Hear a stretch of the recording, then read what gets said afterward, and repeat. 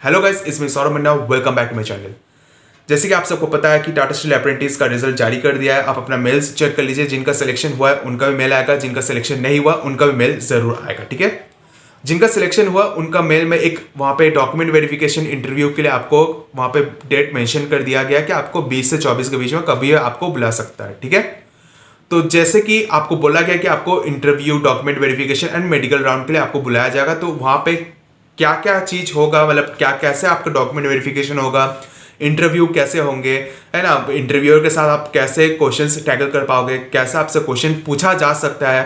ठीक है, और आपका जो मेडिकल राउंड है कैसे होगा, अकॉर्डिंग टू माई एक्सपीरियंस सब कुछ आपके साथ शेयर करने वाला हूँ। क्योंकि मैंने भी ये सब चीज़ मैंने भी किया था। मैंने भी जब एग्ज़ाम क्लियर किया था तो मेरा भी इंटरव्यू राउंड में, मेडिकल राउंड में बुलाया गया था। ठीक है ना, तो मेरे साथ क्या क्या क्वेश्चंस पूछा गया था, किस कारण मेरा मेडिकल नहीं निकल पाया था, आज का इस वीडियो में सब कुछ शेयर करने वाला हूँ। वीडियो को लास्ट तक जरूर देखिएगा क्योंकि ये बहुत ही ज़्यादा इंपॉर्टेंट चीज़ है आपके लिए। ठीक है, तो जैसे कि आप सबको बता दूं कि आपको एक पर्टिकुलर टाइम डेट दिया जाएगा इंटरव्यू के लिए।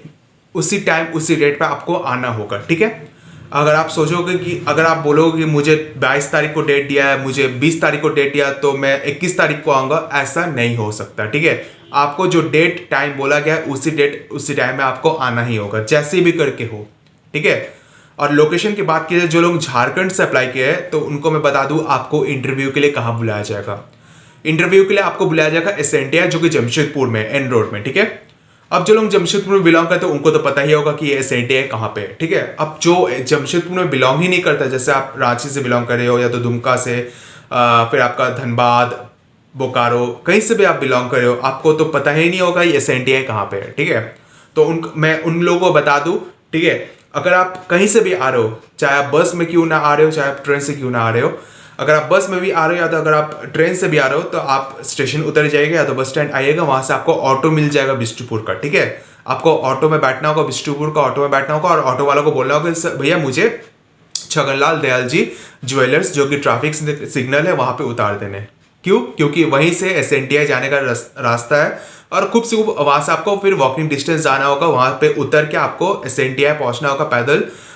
खूब से खूब 10 से 15 मिनट लगेगा। ठीक है, तो छगनलाल दयाल जी ज्वेलर्स का जो जहाँ सिग्नल पॉइंट है वहां पे आप उतर जाइएगा, वहां आपको उतार देगा। उतर के वहां से आप वॉकिंग डिस्टेंस चल जाइएगा। ठीक है, आपको कोई प्रॉब्लम नहीं होगा। और एक चीज मैं आपको बता दूं, जिस दिन आपको इंटरव्यू के लिए बुलाया जाएगा उससे एक दिन पहले जरूर आ जाइएगा। ये नहीं कि जिस दिन आपको बुलाया गया आप उसी दिन आओगे, ऐसा मत कीजिएगा। या तो आप कोशिश कीजिएगा जिस दिन आपका इंटरव्यू है, जिस दिन आपका, कम से कम उसी दिन सुबह सुबह 7-8 बजे तक आप जमशेदपुर जैसे भी करके आप पहुंचो। ठीक है, या तो आप उससे पहले आ जाओ, आपके लिए बेटर रहेगा। क्योंकि आप अगर आप ठीक टाइम में अगर आप नहीं पहुंचोगे, या तो आपको एंट्री करने में प्रोहिबिट कर सकता है, आपको मतलब अलाउ ना करे अगर आप टाइम ओवर हो जाता है तो। ठीक है, तो इसलिए कोशिश कीजिएगा जो टाइम आपको बोला गया है उसी टाइम से पहले आप जमशेदपुर जैसे भी करके पहुंचो, और बिष्टुपुर जहां पे एसएनटीआई है वहां जैसे भी करके आप पहुंचो, कम से कम टाइम से पहले पहुंच जाइएगा। ठीक है, अब आपको इंटरव्यू के लिए बुलाया जाएगा जिसमें आपका 3 प्रोसेस होगा। पहला आपका डॉक्यूमेंट वेरिफिकेशन, दूसरा आपका इंटरव्यू और तीसरा आपका मेडिकल राउंड। ठीक है, और ये तीनों चीज जो है आपका एक ही दिन में हो जाएगा। ओके, पहला आपका डॉक्यूमेंट वेरिफिकेशन होगा जिसमें आपका डॉक्यूमेंट्स चेक किया जाएगा, वेरीफाई किया जाएगा।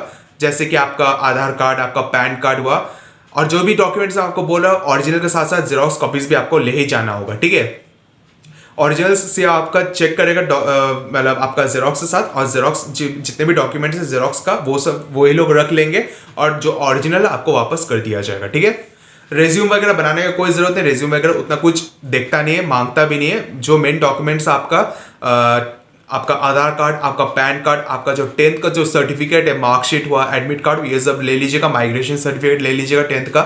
ठीक है, उसके बाद आप जहां बिलोंग कर रहे हो रेसिडेंशियल सर्टिफिकेट, आपका स्थानीय निवासी प्रमाण पत्र, वो जरूर ले लीजिएगा। ओके, जो कैटेगरी से बिलोंग, जो कास्ट से बिलोंग करते हैं, एसटी हो, एससी हो, वो लोग कास्ट सर्टिफिकेट ले लीजिएगा। जनरल वालों के लिए कोई कास्ट सर्टिफिकेट बनता नहीं है तो उनको लेने का कोई जरूरत नहीं है। ठीक है, फोटोज जरूर ले लीजिएगा, 4-5 कॉपीज फोटोज जरूर ले लीजिएगा।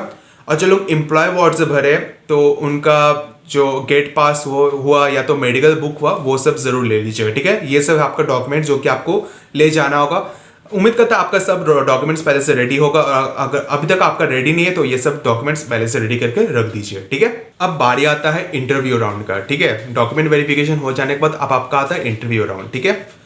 तो इंटरव्यू के लिए जब मैंने गया था तो वहाँ पे एक टेबल में 2-3 सर बैठे रहते हैं और यहाँ पे चेयर रखा हुआ था। तो मैंने एंट्री किया था, तो मैंने good morning sir, good evening sir या तो गुड आफ्टरनून सर मैंने बताया था, जैसे कि मैंने बताया था आपको ये बताना है, ठीक है। तो जब तक वहाँ के जो इंटरव्यूअर है जब तक आपको नहीं बोलता कि प्लीज सीट, तब तक आप मत बैठिएगा, तब तक आप खड़े रहिएगा, ठीक है। जब वो बोलेंगे हाँ बैठिए तब जाकर बैठिएगा, क्योंकि इसी से आपका पॉस्चर, जेस्चर, आपका जो क्वालिटी है वो सब चेक करता है कि आप किस टाइप का बंदे हो, ठीक है।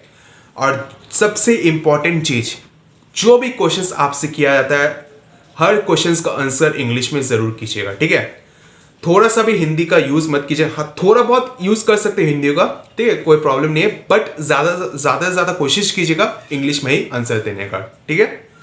तो जब आपका इंटरव्यू के साथ जब आप फेस टू फेस जब बात होगा तो आपसे सबसे पहले पूछा जाएगा please tell me about yourself. तो आप अपना इंट्रोडक्शन दीजिएगा कि सर मेरा नाम ये है, सबसे पहले गुड मॉर्निंग गुड इवनिंग बोल के आप अपना नाम बताइएगा, अपना क्वालिफिकेशंस, आप कहाँ से बिलोंग करते हैं, आपका क्वालिफिकेशन क्या है, आप फादर्स नेम, मदर्स नेम, अपना हॉबीज, इंटरेस्ट सब कुछ बता दीजिएगा।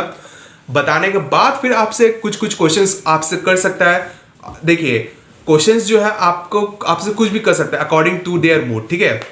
आपको YouTube में बहुत ऐसे वीडियोस मिल जाएंगे कि आपको बताएंगे कि इंटरव्यू में ये क्वेश्चंस पूछा जा सकता है, इंटरव्यू में वो क्वेश्चंस पूछा जा सकता है, ठीक है।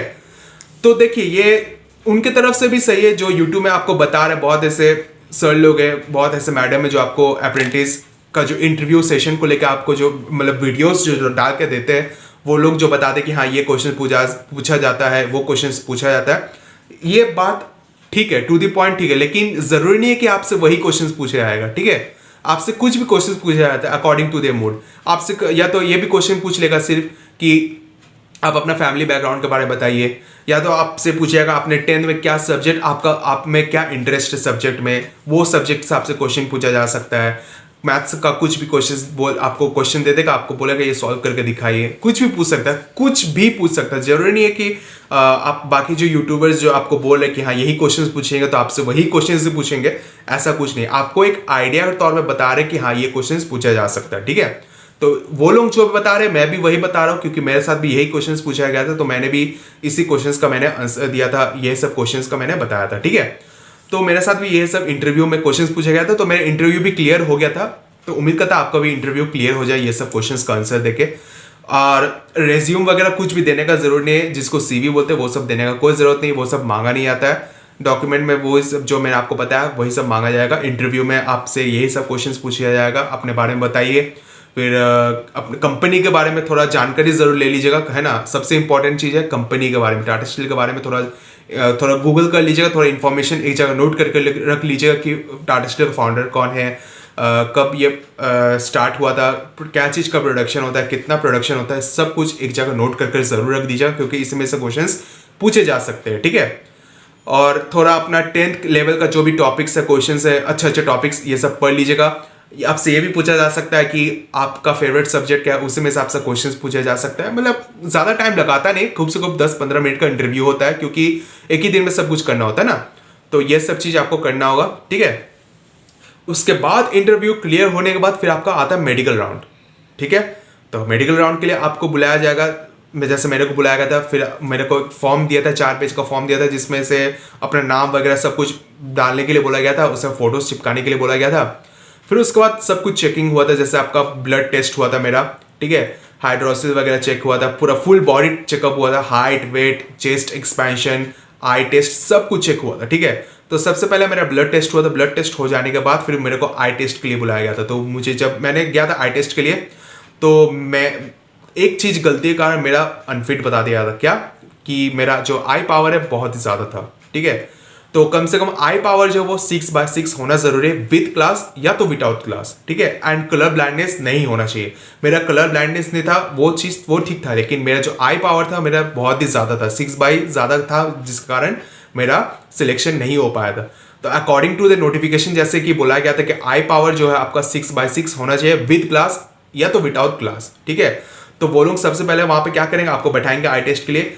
जैसे आपने आई टेस्ट के लिए गए होंगे तो वहाँ पे आपको अल्फ़ाबेट्स पढ़ने के लिए बोला गया था ना, बोला जाता है ना, तो वैसे आपको वहाँ बोला जाएगा कि आप एक आंख बंद ऐसे बंद कीजिए और वहाँ क्या अल्फ़ाबेट्स है वो सब पढ़िए, बड़ा से लेकर छोटा तक जो भी अल्फ़ाबेट्स है वो सब आपको पढ़ना होगा, ठीक है।